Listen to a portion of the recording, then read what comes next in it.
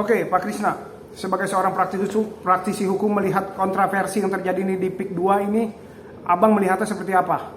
Ini saya lihat bahwa keadaan PIK ini terprovokasi.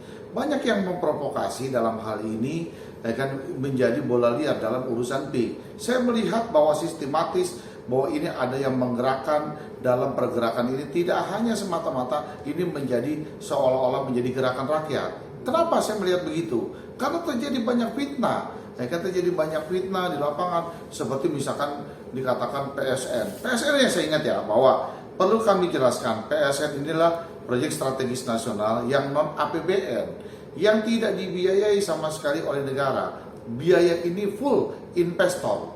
Kenapa ada keuntungan PSN ini diberikan kepada investor? Karena lahan-lahan yang terabaikan saat ini, lahan-lahan yang tidak digunakan, itu akan dijadikan fasilitas oleh pengembang PIK, ya kan, menjadi penyangga PIK, artinya menjadi fasilitas PIK. Bukan itu dibangun untuk dikompresikan oleh PIK seolah-olah mendapatkan satu keuntungan semata-mata, tidak, gitu loh. Jadi jangan seolah-olah kemarin bahwa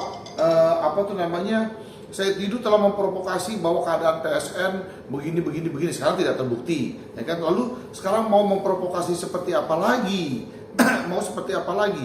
Dianggap bahwa sosok seperti Aguan dianggap seperti mafia tanah. Perlu diingat, negara ini kan kita ini cukup bangga. Kalau pribadi saya cukup bangga mempunyai seorang seperti Pak Aguan, di mana beliau itu berkontribusi besar terhadap negara. Satu contoh seperti kejadian kayak IKN kemarin, beliau tuh ada di garda terdepan loh, ya kan, untuk bagaimana membantu pemerintah membangun agar marwah bangsa ini menjadi pusat ibu kota selesai dengan waktunya.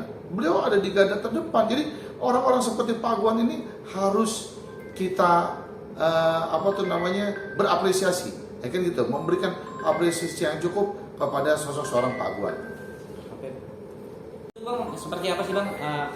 Kayak dia terlalu lantang gitu Bang untuk menyuarakan ini Bang. Saya nggak paham apa sih sebenarnya dikejar oleh Said Didu. Permasalahannya kan dia punya tanah, betul. Kalau dia punya tanah, dia mau dijual. Kemudian oleh manajemen tidak sepemahaman dengan kondisi harga misalkan. Lalu tempatnya saat ini belum juga digunakan oleh pihak pengembang. Lalu pengembang tidak sepakat dengan angka-angka yang tidak sepaham dengan angka atau kesepakatan yang deal. Nggak boleh marah.